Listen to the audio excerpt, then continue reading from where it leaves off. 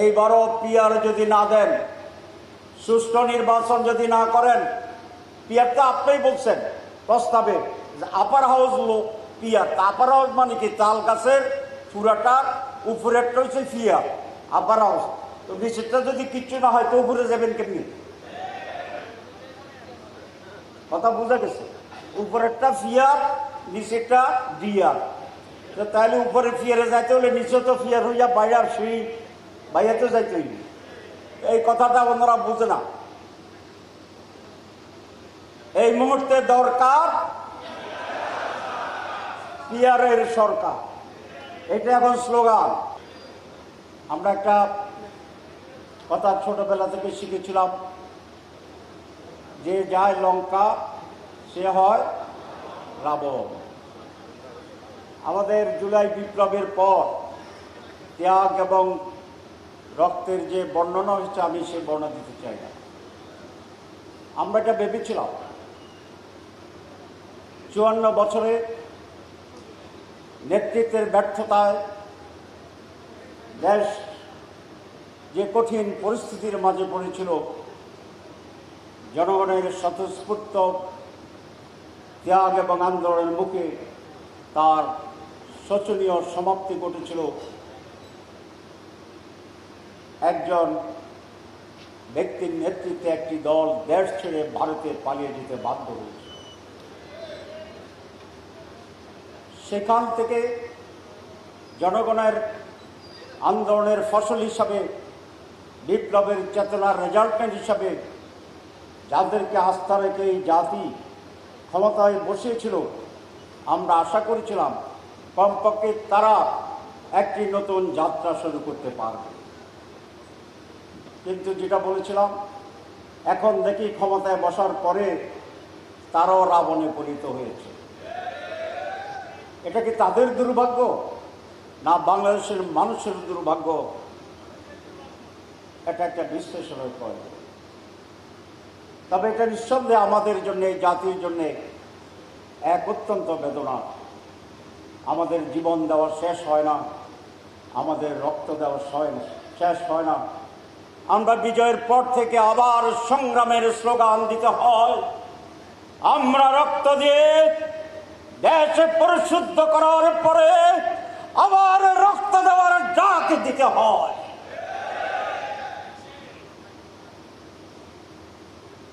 সংগ্রামী উপস্থিত, এই কথা পরিষ্কার, সকলে একই কথা বলছে, 3-4টা কথা। সহজেই তো নতুন পয়েন্ট থাকে না, যোগ করে যা হয় তাই বলতে হয়। প্রথম কথা যেটা আমরা বলেছি, সুষ্ঠু নির্বাচন হতে হবে। এটার সাথে কি কারো দ্বিমত আছে? আমরা যখন বলি সুষ্ঠু, অবাধ, নিরপেক্ষ, উৎসবমুখর, জনগণের অংশগ্রহণমূলক নির্বাচন হতে হবে, তখন এক পক্ষ বলে তারা নির্বাচন চায় না। তাহলে তারাই কি নির্বাচন চায়? যারা নির্বাচন সুষ্ঠু এর বিরোধী, অবাধ নির্বাচন তার বিরোধী, রাতের ইলেকশনের পক্ষে, সুতরাং তারাই নির্বাচন নিয়ে ষড়যন্ত্র করছে, যারা সুষ্ঠু অবাধ নির্বাচন অনুষ্ঠানে বাধা তৈরি করছে। এই খেলা আর চলবে না। 2, আমরা বলেছি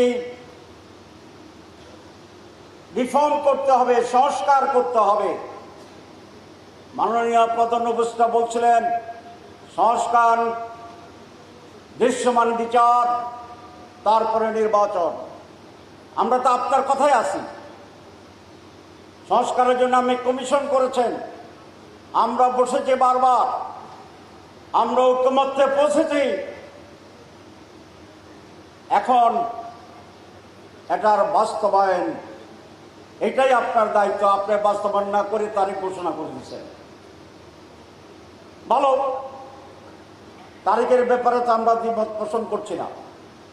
আমি অনুরোধ করছি তারিখ আগাইয়া এটা 13 ডিসেম্বর করেন।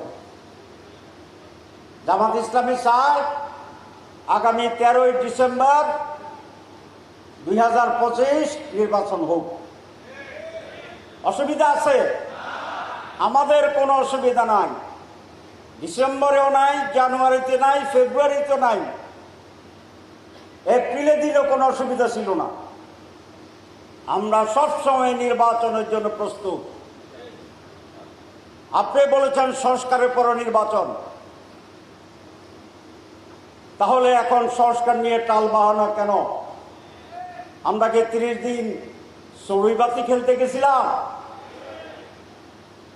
এটা কি হাডুডু খেলা ছিল? খেলা ছিল? আমরা তো সিরিয়াসলি গেছি। আপনি যদি খেলা মনে করে আমাদেরকে এনগেজ করেন, তাহলে আপনি ঠিক করেন নাই। আমারও ভালো শব্দ বলতে পারতাম, কিন্তু সোজা কইতেছি, মাগরিবের সময় হয়ে গেছে। যে ব্যাপারে ঐক্যমত্য হয়েছে সেটি আপনাকে অবশ্যই বাস্তবায়ন করতে হবে নির্বাচনের পূর্বে। আর যদি যারা না করে, যারা সংস্কারের বিপক্ষে, এরা নির্বাচনের বিপক্ষে। যারা সংস্কারের বিপক্ষে তারা জেনে নির্বাচনের পক্ষে। যারা সংস্কারের বিপক্ষে, হাসিনা রাতেই শেষ করেছিল নির্বাচন, কতগুলো এমপি 900 বানিয়েছিল।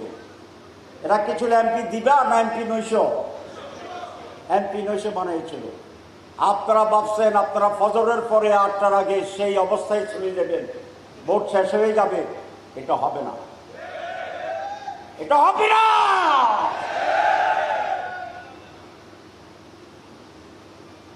কেন হবে না? জনগণ, যে জনগণ আপনাদেরকে গদিতে বসাইছে, সেই জনগণ এখনো মরে নাই, চেতনা যায় নাই। অনেকে ভাবছেন আমরা বিভক্ত হয়ে গেছি আর চেতনা নাই। আছে। যদি না থাকতো শেখ হাসিনা টুস করছে, 32 নম্বর শেষ। সব আবার এক হয়ে গেছে না? এইবারও পিয়ার যদি না দেন, সুষ্ঠু নির্বাচন যদি না করেন, পিয়ার তো আপনিই বলছেন প্রস্তাবে, upper house peer. Upper house মানে কি? তাল গাছের পুরাটার উপরেরটা হচ্ছে পিয়ার, আপার হাউস। তো নিচেরটা যদি কিচ্ছু না হয় তো উপরে যাবেন কেমনি? কথা বোঝা গেছে? উপরেরটা ফিয়ার, নিচেরটা ডিয়ার। তো তাহলে উপরে ফিয়ারে যাইতে হলে নিচে তো ফিয়ার হইয়া বাইরে শুই বাইরে তো যাইতে হইবে। এই কথাটা ওনারা বুঝে না। এই মুহূর্তে দরকার পিয়ারের সরকার, এটা এখন স্লোগান। আর ওনারা বলে আমরা ডেমোক্রেসি বিশ্বাস করি। ডেমোক্রেসি মানে হচ্ছে অধিকাংশ মানুষের মত। তো পিয়ারে তো 72% মত দিছে। তাহলে জনগণ পিয়ার বুঝে না? বুঝে না। না বুঝলে 72 দিছে কেমনি? না দিলে 39 দেয় নাই কেমনি? তাহলে বুঝে তো বুঝে এই তো 71 ভাগ দিছে। তো 71 ভাগ দিলে এটা মেজরিটি, এটা তো গণভোট। গণভোট হয়ে গেছে পিয়ারের ব্যাপারে। আর যদি আইনি ভিত্তিতে চান, এটা গণভোটটা হয়েছে, তবে এরকম হয়েছে যেরকম এই সরকার আপাতত সংস্কার হয়েছে বলতেছে, গণভিত্তি হয়নি। পিয়ারও হয়েছে, সংস্কারও হয়েছে, দুইটা কোনো আইনগত ভিত্তি হয়নি। এই জন্য পিয়ারকেও গণভোটে দেন, সংস্কারকেও গণভোটে দেন, নির্বাচন কয় তারিখে হবে এটাও গণভোটে দেন। সবটা মিলে একটা প্যাকেজ গণভোট করেন। জনগণ যাহা বলিবে আমরা তাহাই মানিয়া নিব। আমরা কি ডেমোক্রেসির কথা বলছি না স্বৈরতন্ত্রের কথা বলছি? ডেমোক্রেসি। আর যারা মেজরিটিকে না মেনে ক্ষমতায় যেতে চায়, এটার নাম কি? ফ্যাসিবাদ, স্বৈরাচার।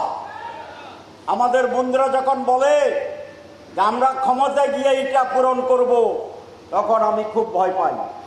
কেন ভয় পাই? আপনারা যে ক্ষমতায় যাবেন এই গ্যারান্টি পাইলেন কোথায়? এই গ্যারান্টি তো হাসিনা পাইছিল। হাসিনা আগেও জানতো ভোট ছাড়া আমি এমপি, আমি সরকার, সেটা সেই জন্য সে আগে বলে দিতে 41 পর্যন্ত সে প্ল্যানিং ঘোষণা করে দিছে। তাহলে আপনারা যে যাইবেন, যাইয়া করবেন, এই গ্যারান্টি কোথায় পেলেন? এখানে ষড়যন্ত্রের গন্ধ পাওয়া যায়, একটি ব্ল্যাক পরিকল্পনার গন্ধ পাওয়া যায়, যেন তেনভাবে ভোট কেটে নির্বাচন হওয়ার আর একটি গন্ধ পাওয়া যায়। আপনারা যাবেন, প্রথম আমারও একটা সন্দেহ ছিল, বোধহয় যাইতেও পারে। এখন কতগুলো সার্ভে হয়েছে, সার্ভে বুঝেন, জনমত যাত্রায় একটি সামেন নামে সার্ভে কমিটি বলেছে তারা 42, আমরা 32। 3 মাস আগে, সর্বশেষ 2 সপ্তাহ আগে ব্রাকের একটা সার্ভে হয়েছে, এটা তো তাদের গণনামূলক, খালি আমাদের 1-2 পয়েন্ট কমায়। তারা বলছে তারা 12, আমরা 10.5, 10.47। আগে পার্থক্য ছিল 10%, এখন পার্থক্য কত হয়েছে? 1.5%। 100 ভাগ করলে 3%, তো ব্যবধান কমতেছে না বাড়তেছে? মাত্র 1.5% পার্থক্য হয়েছে। আরো 5 মাস আছে, আরো অনেক চাঁদাবাজি আছে, আরো অনেক দখল আছে, আরো অনেক পাথর দিয়ে মানুষকে জীবিত মারি ফেলা আছে। এগুলোকে হইব না, হইতো না?